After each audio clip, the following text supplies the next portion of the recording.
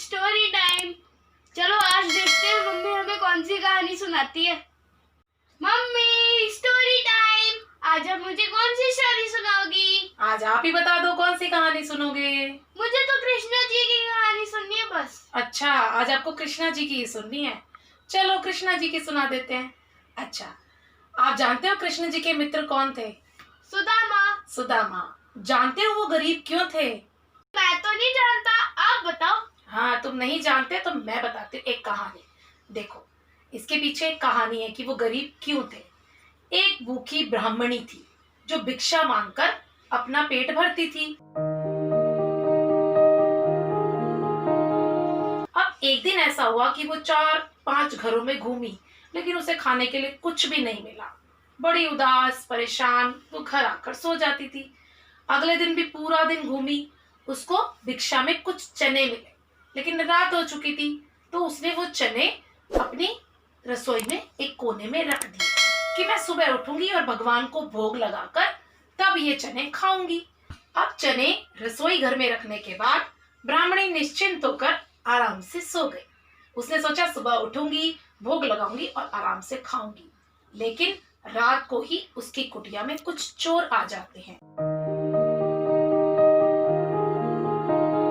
और वो चोर इधर उधर ढूंढते हैं, उन्हें कुछ नहीं मिलता। तो वो पोटली को सोचते हैं इसमें कुछ खजाना है। वो उठाकर जैसे ही जाने लगते हैं, ब्राह्मणी को पता चल जाता है कि घर में चोर आ गए। वो शोर मचाती है, लेकिन तब तक वो चोर पोटली लेके भाग जाते हैं।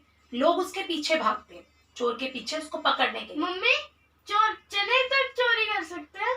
आप जानते हो, चोरों को ये नहीं पता था कि उस पोटली में चने हैं। उन्हें तो भ्रम हो गया कि शायद इसमें कुछ खजाना है। अब जैसे ही लोगों ने चोरों को पकड़ने की कोशिश की, वो जाकर छुप गए सांदीपनी मुनि के आश्रम में, जहाँ पर कृष्ण जी और सुदामा पढ़ाई करते थे।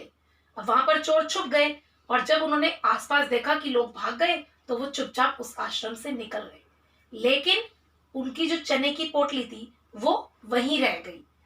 कहाँ पर? गुरु माता की रसोई में। जब ब्राह्मणी को पता चला कि चोर उसके चने ले गए तो वो बहुत दुखी हुई। आपको पता है वो 5 दिन से भूखी थी और उसके पास जो बचा कुचा चने थे वो भी चोर ले गए। वो बहुत दुखी हुई और उसने श्राप दिया कि मेरे भिक्षा में जो चने मुझे मिले थे, मेरे चने जो भी खाएगा वो दरिद्र हो जाएगा, गरीब हो जाएगा। उसने श्राप दे दिया उन चनों को। वो मनी मन बहुत दुखी हुई। अब सुबह जब गुरु माता उठी तो उन्होंने देखा रसोई घर में चनों की पोटली रखी है। उन्होंने सोचा शायद गुरुदेव ने रख दी होगी, उनके जो पति थे उन्होंने रख दी होगी। अब कृष्ण और सुदामा रोज जंगल में लकड़ी काटने जाया करते थे।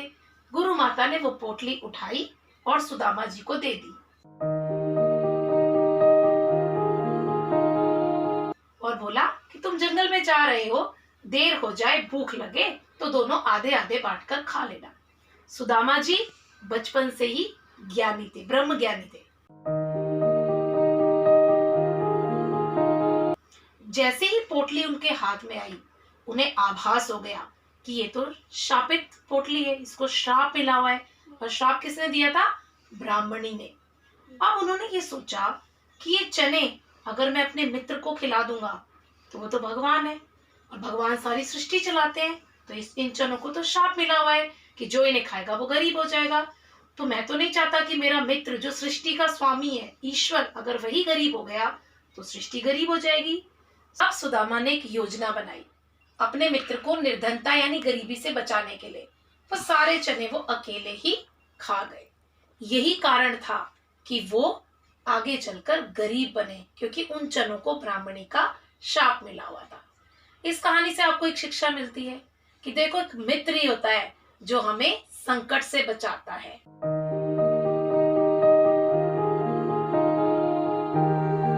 सुदामा जी अच्छे मित्र थे ना, तो वो नहीं चाहते थे कि मेरे मित्र पर किसी भी प्रकार का संकट आए।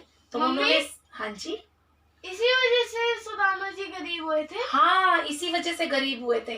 लेकिन आपने देखा ना, एक सच्चा मित्र ही होता है जो अपने मित्र के संकट भी अपने ऊपर ले लेता है। जीवन में मित्रों का चुनाव सोच समझ कर करना चाहिए, क्योंकि अगर सामान्य मित्र होगा तो आपको कष्ट में, दुख में छोड़कर चला जाएगा। लेकिन अगर सच्चा मित्र होगा तो हर परिस्थिति में वो आपका साथ देगा, आपका साथ कभी नहीं छोड़ेगा।